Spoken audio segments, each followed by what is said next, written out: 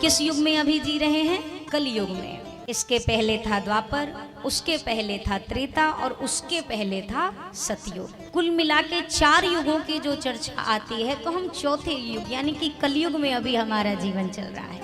और इस कलयुग की आयु है 4,32,000 वर्ष और अभी लगभग 5,123-24 वर्ष के करीब ही कलयुग की अवधि व्यतीत हुई है।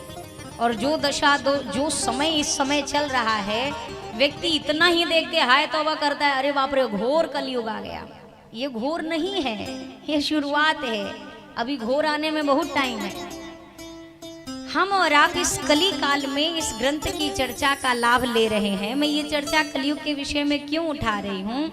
क्योंकि कई बार हम ऐसा सोचते हैं कलयुग में भजन संभव नहीं है, कलयुग में भगवान की प्राप्ति संभव नहीं है, कलयुग में भगवान का दर्शन साक्षात्कार होना संभव नहीं है। हमें ऐसा लगता है। हम जो लोग कलयुग में जी रहे हैं ना, हम सोचते हैं हम द्वापर में होते तो हमें भगवान के दर्शन हो जाते।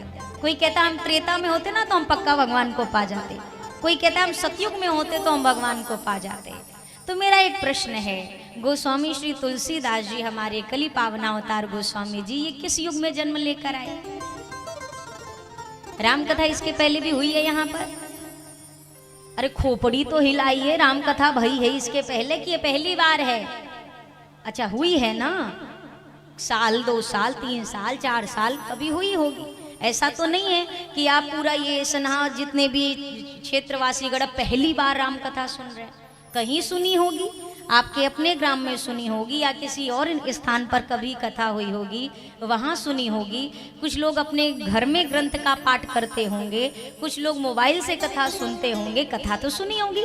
राम कथा कोई नई विषय वस्तु तो आपके लिए नहीं होनी चाहिए। और अगर नई विषय वस्तु है तो आपको सोचने की आवश्यकता है कि आप कहाँ जी रहे हैं। श्री राम कथा से जो व्यक्ति अछूता रह जाए, आपको सत्य कहूँ, इस संसार में जो व्यक्ति आज तक राम का नहीं हुआ, उसका जन्म लेना या मर जाना दोनों में कोई बड़े अंतर की बात नहीं है। वो जीवित है तो पृथ्वी पर कुछ बढ़ा नहीं, और जिस दिन मर जाएगा पृथ्वी में कुछ घटेगा नहीं। ये जीवन राम से शुरू होता है और राम पे ही इस जीवन का अंत होता है। और इन दोनों के बीच में जो व्यक्ति राम से ही दूर है, उसका जीवन भी किसी काम का है क्या भैया? हम और आप ये बात पहले समझें कि प्रभु को पाने के लिए किसी युग बस की आवश्यकता नहीं है कि सतयुग में ही मिले थे, कि द्वापर में ही मिले थे, कि त्रेता में ही मिले थे। जितने आप मुख्य भक्तों की चर्चा आज सुनते हैं ना, मीरा मैया का नाम सुना है? मीराबाई जी का, अरे मीरा मैया का नाम सुना है ना? मीराबाई जी कितनी प्रसिद्ध हमारी मीरा मैया। उनका जन्म कब हुआ? इसी कलयुग में है। नरसिंह मेहता जी कब आए? इसी कलयुग में आए। हमारे गोस्वामी जी कब आए? कलयुग में आए। कबीरदास जी इसी में आए। एकनाथ जी, तुकाराम जी, ये सारे भक्त कब आए? ये सारी इसी कलयुग में ही इनका अवतार भया और इसी कलयुग में ही इन्होंने भगवान को पाया है। तो भगवान को पाने के लिए अगर हम ये बहाना करके बैठे नहीं हम तो कलयुग में हैं, भगवान कैसे मिलेगा? आप कमा रहे हैं तो आपको पैसे मिल रहे हैं ना, आप भोजन बनाते हैं तो आपको भोजन पाने को मिल रहा है ना, आप अपने खेतों में परिश्रम करते हैं तो आपको अन्न मिल रहा है ना, आप पैसे एकत्र करते हैं तो सर पे छत मिल रही है ना। जब परिश्रम से, खोजने से, प्रयास से, पुरुषार्थ से ये सारी चीज़ें मिल सकती हैं, तो क्या थोड़ा सा भजन के पुरुषार्थ से भगवान नहीं मिलेगा? अवश्य मिलेगा। आज तक नहीं मिला, उसके पीछे कारण ये है कि आज तक हमने खोजना ही नहीं चाहा है, आज तक हमने उनको पाने की इच्छा ही नहीं रखी है। जिसने पाने की इच्छा रखी उसको पल में मिले हैं, और जिसको पाने की इच्छा ही नहीं उसका जीवन समाप्त हो गया, भगवान उसको मिलने वाला नहीं है। मैं यहाँ पर आप सभी के मध्य जो रघुनाथ जी कथा गवाएंगे मुझसे, कोई नई कथा नहीं है। ये कथा है वो पौराणिक कथा है जो भगवान शिव गाते हैं, मैया पार्वती को सुनाते हैं, जो भक्त शिरोमणि श्री कागभूषुंडी जी गाते हैं और गरुड़ जी को सुनाते हैं, जो संत शिरोमणि याज्ञवल्क्य जी गाते हैं और भरद्वाज जी को सुनाते हैं। ये वही कथा हम और आप गाने और सुनने के लिए बैठे हैं। पर मेरी ये प्रार्थना है, ये प्रथम दिवस है और पहले दिन में ही अपने भाव को, अपने हृदय को इस प्रकार से प्रभु की कथा से जोड़ कर रखना है कि समय तो यद्यपि 9 दिन का ही है हमारे पास, इस 9 दिन के भीतर ही कम से कम हमारे हृदय में हमारे इष्ट के प्रति प्रेम का आगमन तो अवश्य हो जाए। सिर्फ इतना लक्ष्य लेकर इस कथा का रसास्वादन करना है हमें, आप सबको। श्री रामचरितमानस जी संसार का सबसे विश्व प्रचलित एक ग्रंथ, गोस्वामी जी के द्वारा प्रदत्त यह श्री रामचरितमानस जी की कथा, इसकी चौपाइयाँ संसार में विश्व के किसी कोने में ऐसा कोई सनातनी नहीं है, कोई प्रेमी नहीं है जिसको मानस जी की चंद चौपाइयाँ दोहे सोरठे ना याद है। जिसने जीवन में भी कभी रामचरितमानस जी को नहीं स्पर्श किया हो ना, उसको भी एक चौपाई याद ही होगी। वो ये नहीं कह सकता कि हमें कुछ भी नहीं आता, चाहे वो पढ़ा लिखा हो, चाहे बिल्कुल ना पढ़ा लिखा हो, चाहे बहुत ज्ञानी हो, चाहे बिल्कुल अपने आप को अज्ञानी माने, पर उसके जुबान पर, उसके हृदय में चाहे मानस जी का एक दोहा सही, एक चौपाई सही, पर कुछ ना कुछ तो इसके स्मरण में रहेगा।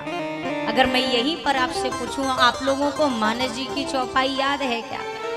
अच्छा, किसको किसको याद है? हाथ ऊपर करिए। मानस जी की एक चौपाई केवल। अच्छा, और बाकी लोग को नहीं याद है, सब ठन ठन गोपाल। अच्छा ठीक है, धन्यवाद, नीचे करिए।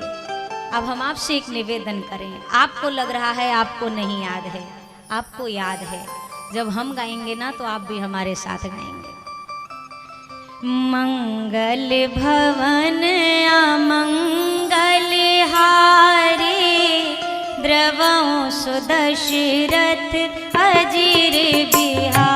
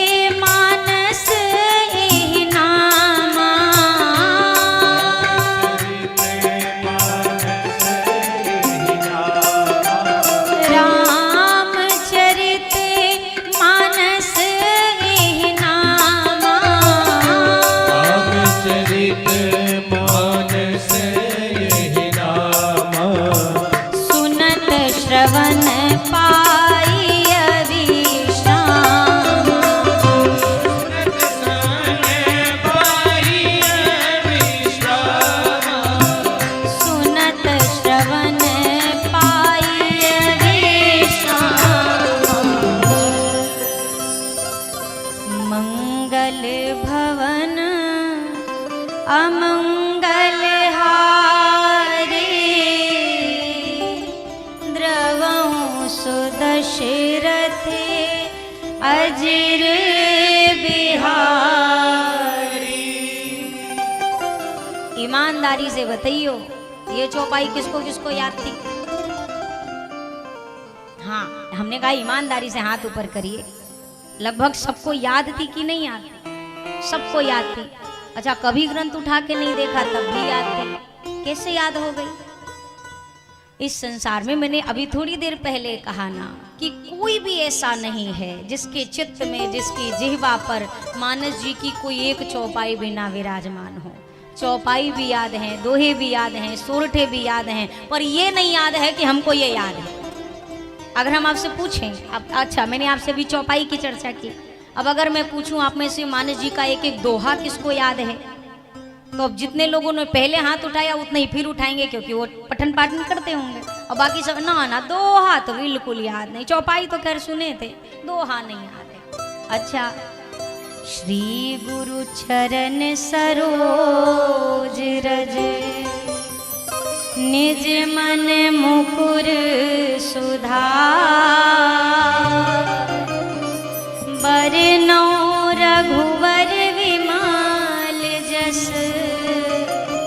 जो दायक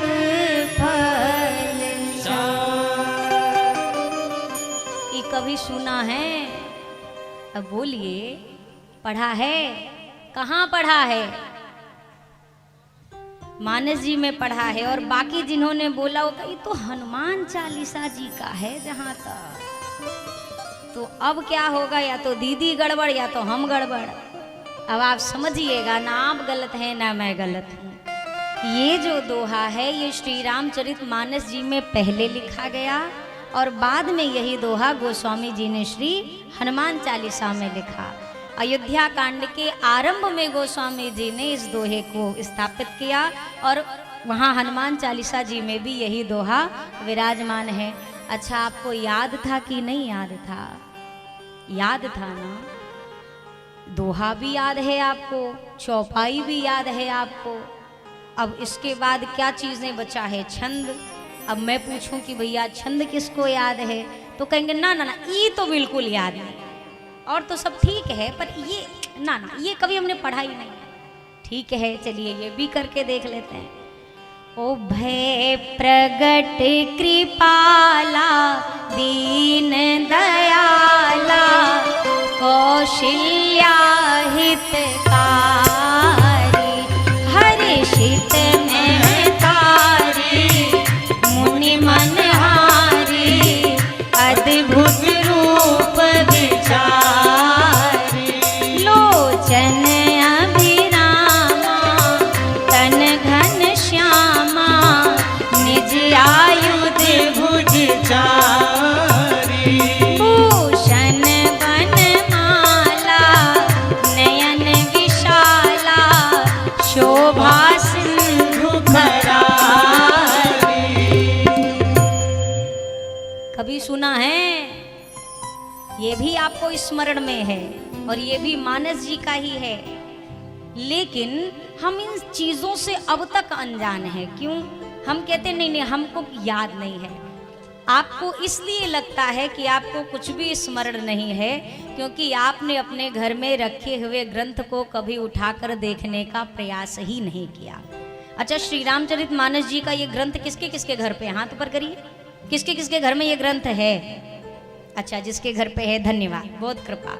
और जिसके घर में नहीं है, क्यों नहीं है? मेरा ये प्रश्न है आपसे। ये ग्रंथ अगर नहीं है तो क्यों नहीं है? बिना हथियार के कभी किसी को युद्ध जीतते देखा है?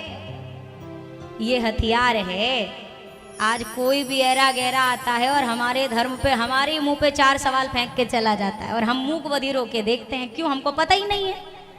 वो आकर हमसे ही सवाल करता है और हमको हमारे ही ग्रंथों के विषय में, हमारे इष्ट देवताओं के विषय में हमको कुछ नहीं पता। हमने कभी जानने की चेष्टा ही नहीं करी। इस मामले में प्रत्येक हिंदू को अन्य लोगों से सीखना चाहिए, अन्य पंथ के लोगों से आपको सीखना चाहिए। एक सिख का बच्चा छोटा सा होता है ना, उसको अपने धर्म के विषय में, पंथ के विषय में सब कुछ पता होता है। उसको अपनी पगड़ी पहनने में शर्म नहीं आती है। और हमारे में सबसे बड़ी आज क्या है, ये विडंबना कह सकते हैं आप, कि हमको हमारे ग्रंथ के विषय में छोड़कर संसार की हर चीज के विषय में पता है। हमको ये नहीं पता राम जी धरती पर आए तो क्यों आए, हमको ये नहीं पता कन्हैया आए तो क्यों आए। और एक बात समझिएगा, किसी भी स्थान को अगर वहाँ के लोगों को नष्ट करना हो तो सबसे पहले वहाँ की संस्कृति को नष्ट करते थे आताताई। वहाँ की संस्कृति को, सभ्यता को समाप्त कर दो, आदमी अपने आप समाप्त हो जाएगा। और यकीन करिए, अगर अपने धर्म से आपने दूरी बना लेना तो हमारे भी मिटने में ज़्यादा वक्त लगने वाला नहीं है। कथा सुनिए, हम कथा सुनने सुनाने ही यहाँ पर एकत्र भये हैं, पर कथा से जीवन में कुछ सीखना है कि रट्टू तोता की तरह हमने बोला, आपने सुना और घर चले गए। इसका क्या ही लाभ होगा? तो ऐसे तो आप फोन में भी हमें सुन सकते थे, फिर इतने बड़े आयोजन की क्या ही आवश्यकता थी। हम यहाँ पर आमने सामने बैठे हैं कि हम समझे कि ये कथा क्यों होनी है, हम समझे कि इस कथा के पीछे का रहस्य क्या है, हम समझे कि अगर राम जी रावण का संहार करते हैं तो उसके पीछे का उद्देश्य क्या है। हमें समझना होगा कि केवल धन से अगर जीवन जिया जा सकता तो रावण फिर अमर हो जाता, उसे मरने की आवश्यकता नहीं थी। जीवन में धन से ऊपर धर्म आता है। जहाँ पर धर्म प्रधान होता है वहीं पर विजय सुनिश्चित होती है। इन सभी चीज़ों को समझने समझाने का कार्य गोस्वामी जी की ये श्री राम कथा करती है। हम भी कथा सुने और बहुत अच्छी बात है। आज कलश यात्रा में हमने देखा, बहुत आनंद आया। जिस ऊर्जा के साथ, जिस भाव के साथ, श्रद्धा के साथ आप सभी लोग पूरी कलश यात्रा में सम्मिलित रहे। ग्रामवासियों ने भी खूब सहयोग किया कि भाई ज़मीन गर्म होगी, नंगे पांव जो लोग कलश यात्रा में हैं, तो जिसके घर में जो व्यवस्था थी, कोई शरबत बांट रहा, कोई ज़मीन को अच्छे से पानी से ठंडा कर रहा, तो सारी चीज़ें हैं। बस इसी चीज़ को मैं आपसे ये निवेदन करूं, ये जो ऊर्जा है ये ऐसे ना हो कि जैसे गुब्बारे में भरी गई हवा एक बार फूल गया और 2 मिनट में पिचक गया। ये हमेशा विराजमान रहनी चाहिए। हम और आप श्री राम कथा के जिस प्रसंग को, जिन जिन प्रसंगों को, तथ्यों को सुनेंगे, ये कहीं की बनी बनाई बात नहीं है। कई लोग कहते हैं गोस्वामी जी का जन्म अगर कलयुग में हुआ तो गोस्वामी जी को कैसे पता चल गया कि ये सारी चीज़ें ये हम कैसे हकीकत मान लें। तो भैया पहले आप ये समझिए कि गोस्वामी जी ने श्री रामचरित मानस जी लिखी है, गोस्वामी जी ने श्री राम कथा नहीं लिखी है। राम जी की जो कथा श्री रामचरित मानस जी के अंदर है, ये कथा स्वयं देवादिदेव महादेव ने लिखी है और उस लिखी हुई कथा को गोस्वामी जी ने मानस जी के अंतर्गत भाषाबद्ध किया है। तो सबसे पहले तो इस बात का समाधान आपके अंदर होना चाहिए। जो भी लोग गोस्वामी जी पर उंगली उठाते हैं कि ये गलत है, ये सही है, ऐसा नहीं होना चाहिए, आप एक बात सीधे शब्दों में समझिए, आप गोस्वामी जी पर नहीं, आप भगवान शिव के ऊपर सीधा उंगली उठा रहे हो। ये कथा गोस्वामी जी ने अपने मन से नहीं रचना की है इसकी, और स्वयं इसकी पुष्टि गोस्वामी जी ने मानस में करी है। ये कथा मेरे द्वारा नहीं लिखी गई, मैं कहीं की लिखी हुई कथा को ग्रंथ में उतार रहा हूँ। जैसे मैं कोई कविता यहाँ से पढ़ूं और आप उस कविता को या उस काव्य को किसी कागज पे अंकित कर दो, तो क्या वो रचना आपकी हो जाएगी? नहीं, रचना तो मेरी ही कही जाएगी। आपने केवल कलम से उसको लिखा है और गोस्वामी जी ने यही बात स्पष्ट किया। रचि महेश निज मानस राखा, पाई सुसमय शिवासन भाखा। रचि महेश निज मानस राखा, पाई सुसमय शिवासन भाखा। सोई शिव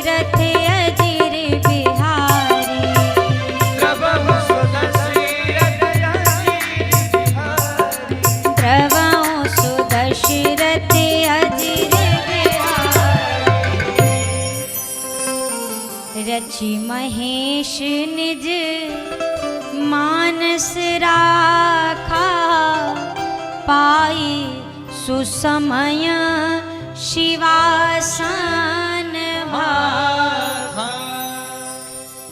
गोस्वामी जी ने स्पष्ट किया, ये कथा सबसे पहले भगवान शंकर ने रची और इसको रच करके बाबा ने अपने हृदय में रखा। ना किसी को सुनाया, ना कहीं पर अंकित किया, इसे अपने हृदय में विराजमान रखा, मानस में विराजमान रखा था इस कथा को। इसीलिए इस ग्रंथ का नाम पड़ा श्री रामचरित मानस। रचि महेश निज मानस राखा, तो ये कथा हमको कैसे मिली? तो पाई सुसमय शिवासन भाखा। उचित समय पर यही कथा भगवान शंकर ने एक बार मैया भवानी को सुनाई थी, मैया पार्वती को। यही कथा सोई शिव काग भुसुंडी ही दीना, यही कथा भगवान शंकर ने कागभुसुंडी जी को प्रदान की। कागभुसुंडी जी ने ये कथा गरुड़ जी को सुनाई। यही कथा जब याज्ञवल्क्य जी को मिली तो याज्ञवल्क्य जी ने भरद्वाज जी को सुना दी। भरद्वाज जी को कोई योग्य श्रोता मिला, उन्होंने उन्हें गाकर सुनाई। गोस्वामी जी ने अपने निज मन के सुख के लिए यह कथा गाई। इस प्रकार से कहते सुनते गुरु शिष्य परंपरा होते हुए ये कथा आज हमारे आपके जनमानस तक पहुंची है। गोस्वामी जी ने स्पष्ट किया, स्वांतः सुखाय तुलसी रघुनाथ गाथा भाषा निबंध मति मंजुल मातनोती। मैं अपने निज मन के सुख के लिए ये कथा गा रहा हूँ।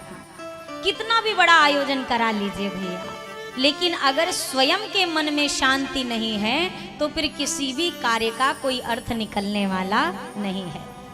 ये कथा क्या कार्य करती है?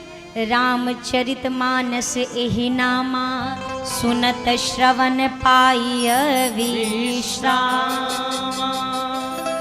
ये कथा श्रवण कहें तो कर्ण रंध्र से हृदय में प्रवेश करती है और पहुंचते ही ये मनुष्य के मन को विश्राम प्रदान करती है। अच्छा एक बात बताइए, आज के समय पे मनुष्य को सबसे ज्यादा जो चीज भगा रही है उसका क्या नाम है? आपका हमारा मन। मन से ज्यादा हमें बंदर की तरह नाच नचाने वाली कोई दूसरी चीज नहीं है। अच्छा, हमने अपनी आंखें देखी होंगी शीशे में? अरे शीशे में ही तो देखेंगे, और कहाँ देखेंगे? बोलिए, अपनी आंखें दिखाई देती है ना शीशे में?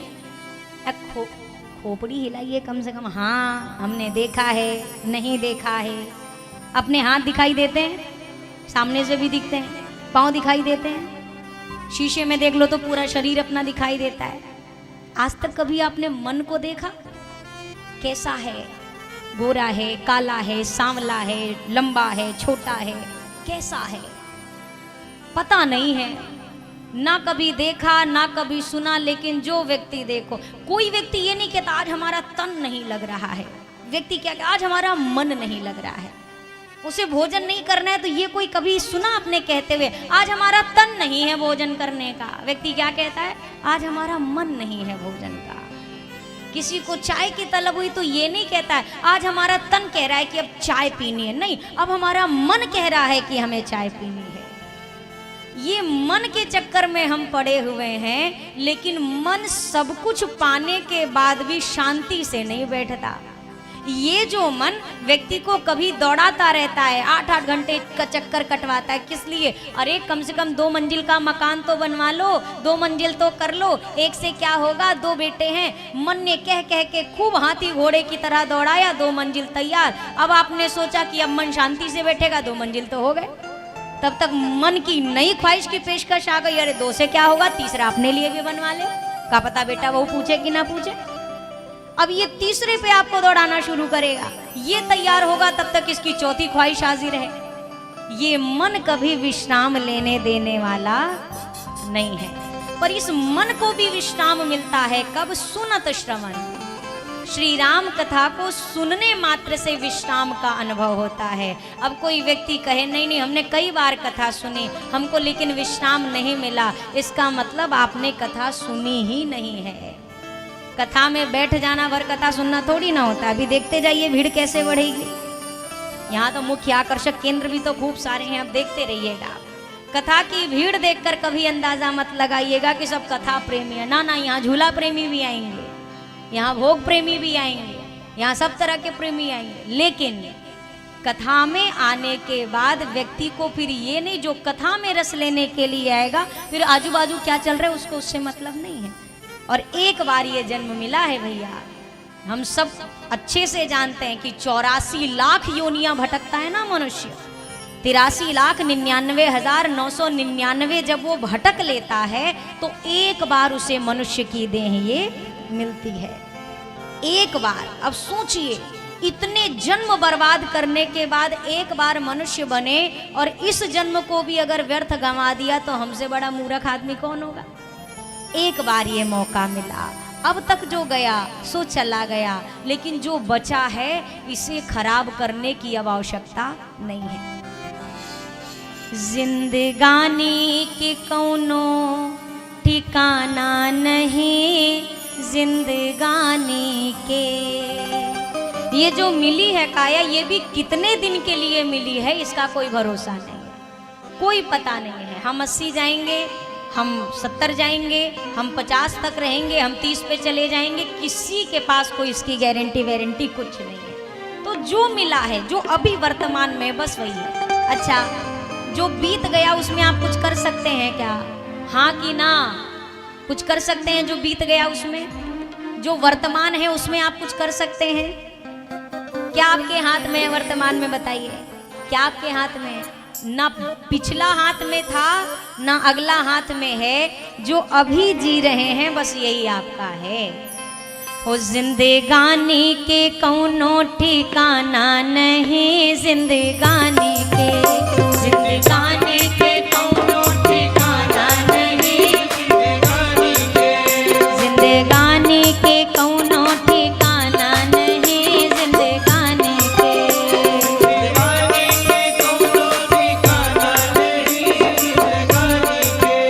जिंदगानी के कौनो ठिकाना नहीं, जिंदगानी के, जिंदगानी के कौनो ठिकाना, जिंदगानी के कौनो ठिकाना नहीं, जिंदगानी के, जिंदगानी के।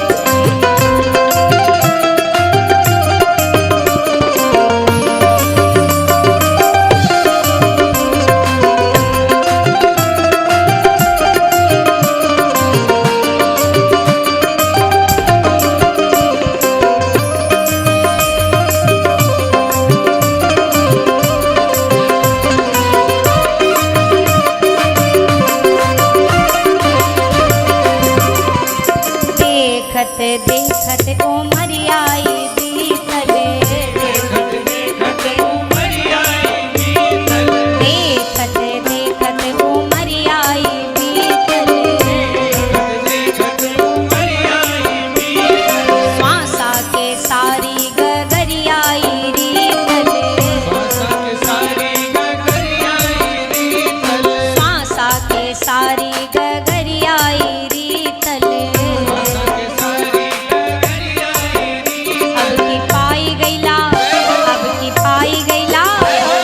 पाई गईला फिर यही के पाना नहीं, जिंदगानी के, पाई गईला फिर यही के पाना नहीं, जिंदगानी के, ओ जिंदगानी के कौनो ठिकाना नहीं, जिंदगानी के, जिंदगानी के कौनो ठिकाना नहीं, जिंदगानी के कौनो ठिकाना नहीं, जिंदगानी के।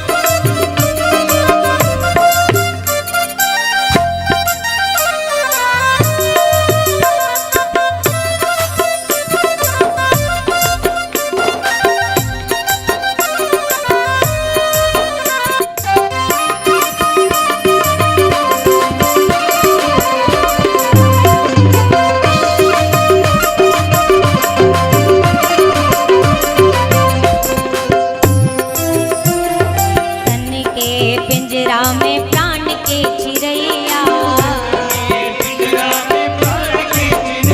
अरे तन के पिंजरा में प्राण के चिरैया,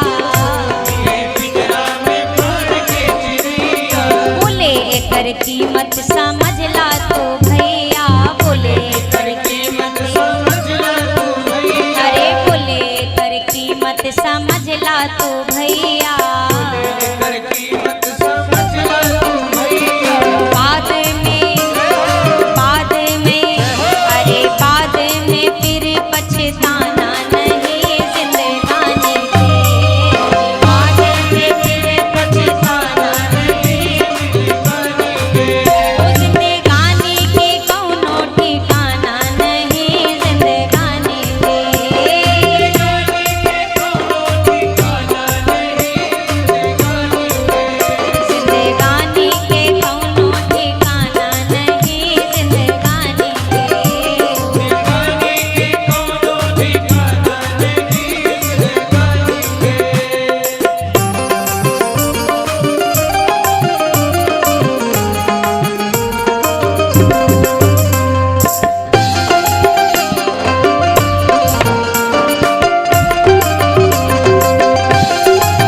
बोलिए सियावर रामचंद्र की।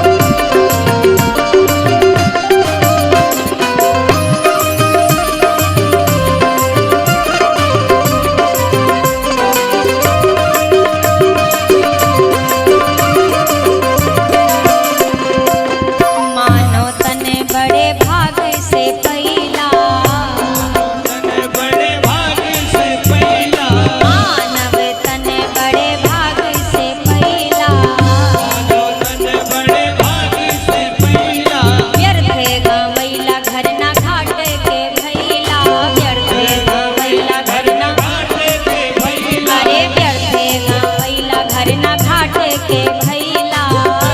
गवैला घर न घाट के भैला, बार बार हुई, बार बार हुई, बार बार हुई यहाँ ना जाना नहीं जिंदगानी के, बार बार हुई आना जाना नहीं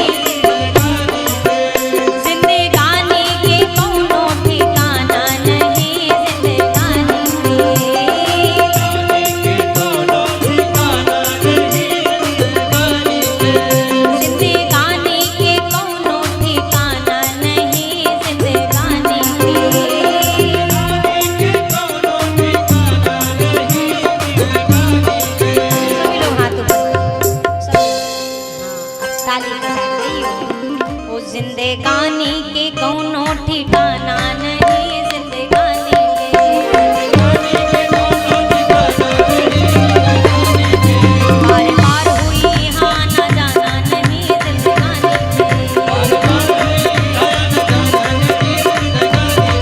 जिंदगानी के कौनो ठिकाना नहीं जिंदगानी के, जिंदगानी के कौनो ठिकाना नहीं जिंदगानी के, जिंदगानी के कौनो ठिकाना नहीं जिंदगानी के। ओ बाद में फिर पछताना नहीं जिंदगानी के।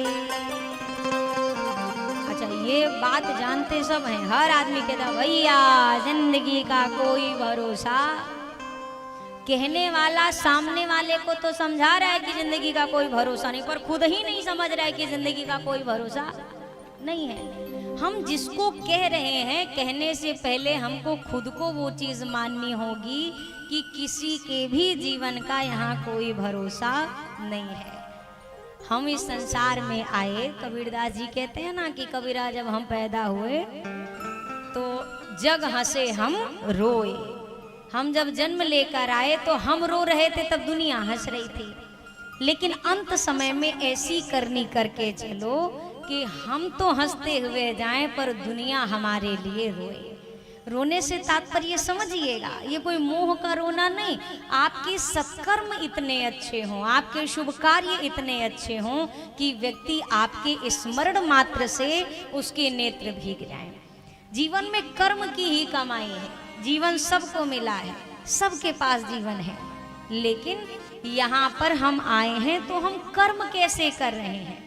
चोर भी कर्म कर रहा है, भक्त भी कर्म कर रहा है, गृहस्थ भी कर्म कर रहा है, बैरागी भी कर्म कर रहा है, पर कौन सा कर्म कैसा है और उसके पीछे का उद्देश्य क्या है, ये बात सुनिश्चित करता है कि हमने धर्म किया कि अधर्म किया।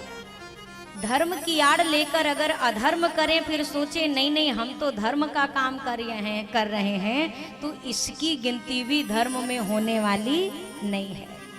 सबसे मुख्य चीज है उद्देश्य। आपने इतनी बड़ी कथा का आयोजन किया, सबने सहयोग करके ही किया होगा, पर इस पूरे कार्य का उद्देश्य क्या है? ग्राम का कल्याण हो, ग्रामवासियों पर प्रभु की कृपा रहे, अन्न धन सुख समृद्धि सबके घर में बनी रहे, ये तो अच्छा उद्देश्य है। और अगर इसी के पीछे कोई आप बहुत बड़ा भी संकल्प ले लो पर उद्देश्य गलत रखो, तो वो उद्देश्य ही आपका यज्ञ तो होगा, पर आपका उद्देश्य अगर गलत है तो वो यज्ञ भी धर्म की गिनती में आने वाला नहीं है। राजा दक्ष ने यज्ञ किया, कल हम चर्चा सुनेंगे। राजा दक्ष ने विशाल यज्ञ का आयोजन किया। उद्देश्य क्या है? मुझे अपने जमाई शंकर से प्रतिशोध लेना है। हुआ क्या? यज्ञ बीच में ही रह गया, नहीं पूर्ण हो पाया। कब तक? जब तक भगवान शंकर के शरणागत राजा दक्ष नहीं हुए।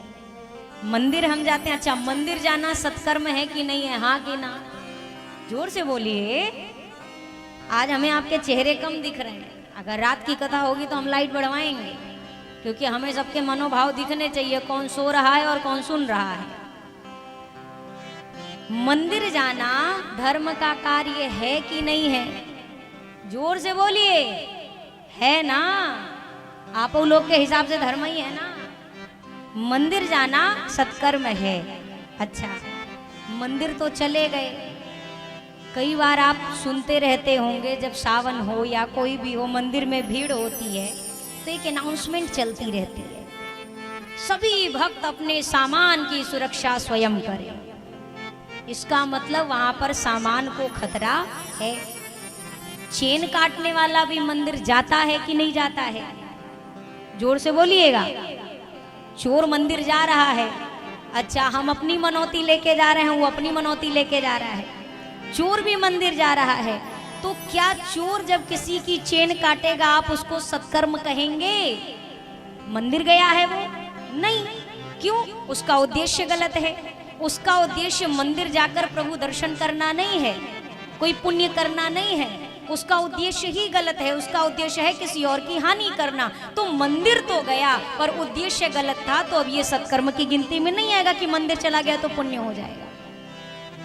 वहीं पर अगर हम मंदिर जा रहे हैं और मन में केवल बाबा के दर्शन मिल जाएं, ठाकुर जी के दर्शन मिल जाएं, बाबा पे जल चढ़ा लें, एक झलक मिल जाए, ये जो आपका भाव है यही आपका सत्कर्म बनाता है, यही आपको धर्म से जोड़ता है।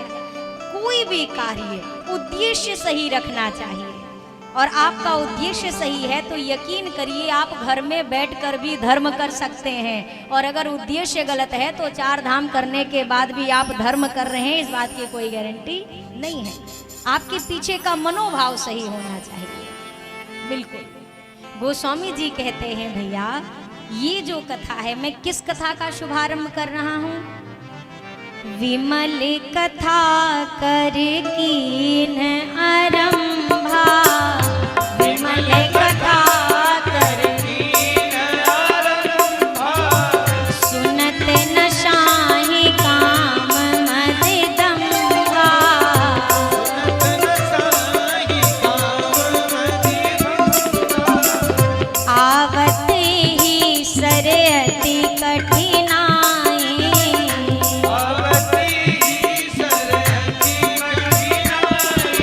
राम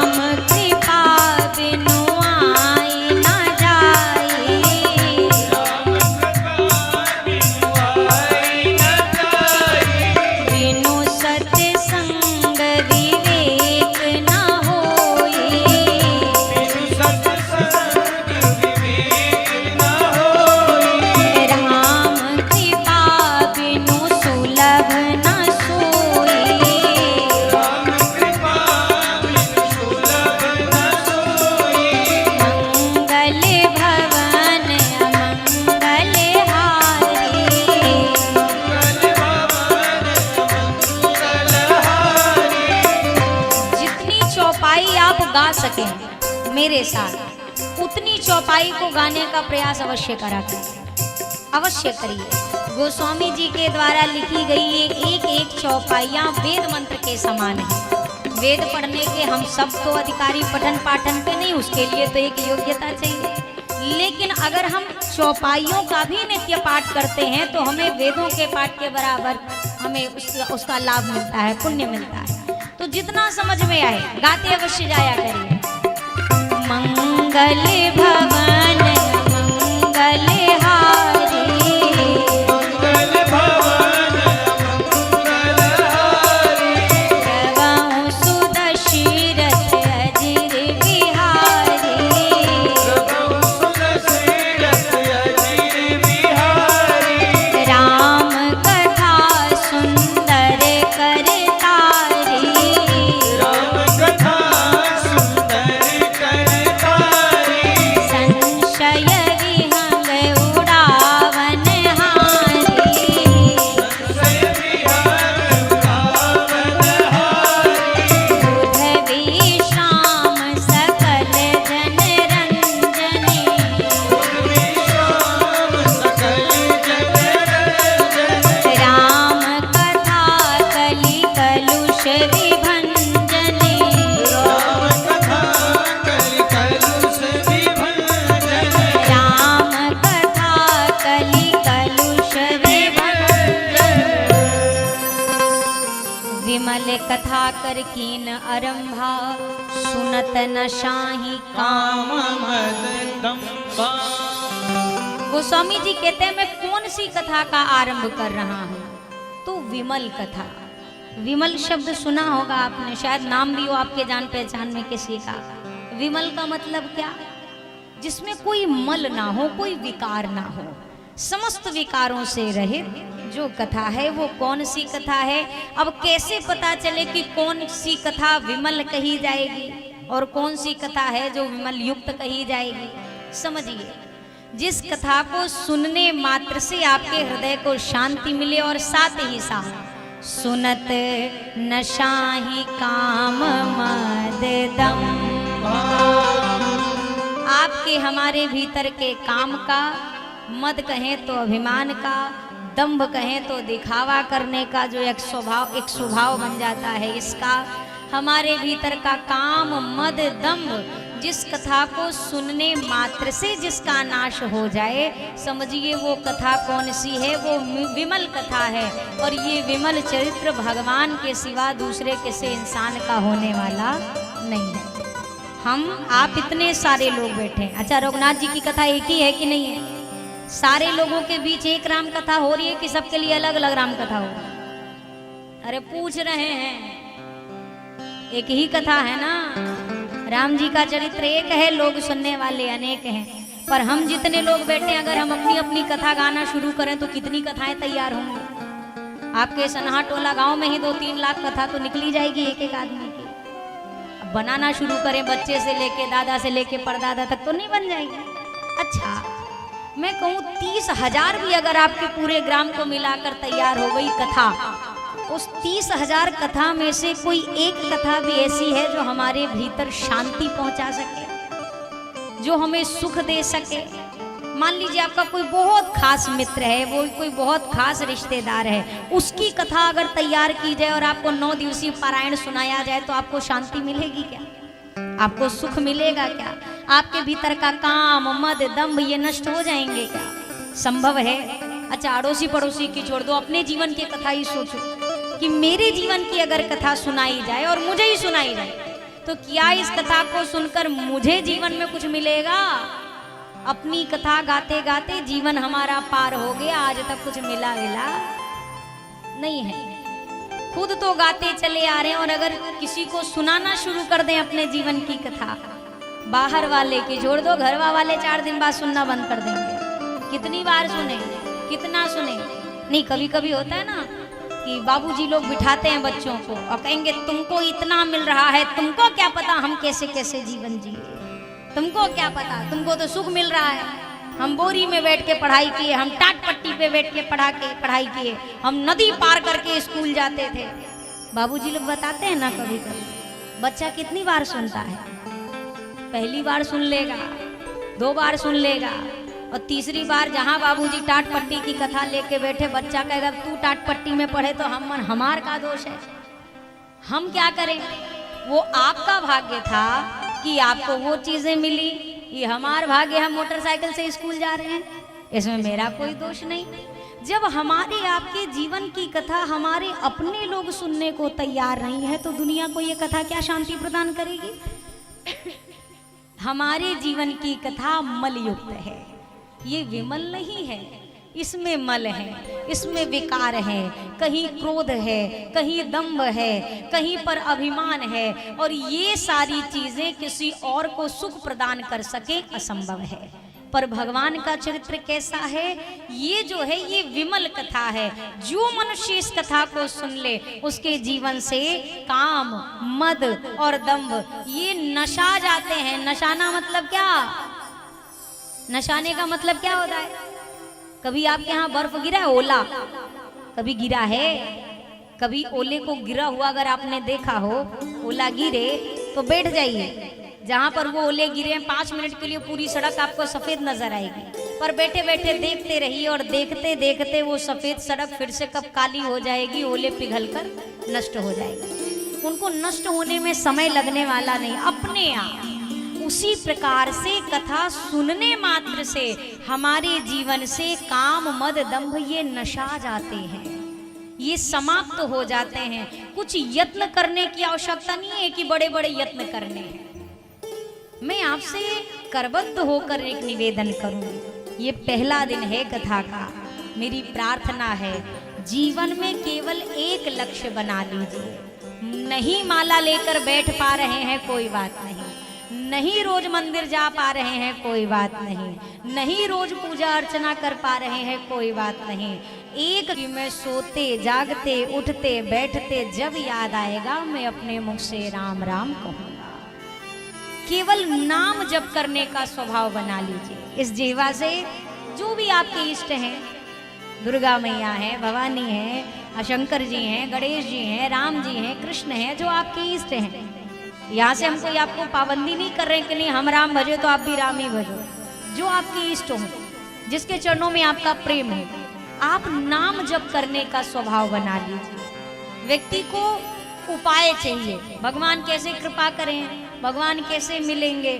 मिलने का सबसे सरल माध्यम है कलयुग केवल नाम आधार, सुमिर सुमिर नर उतरहि पार। इस कलयुग में राम नाम जपने के अलावा दूसरा और कोई रास्ता नहीं है।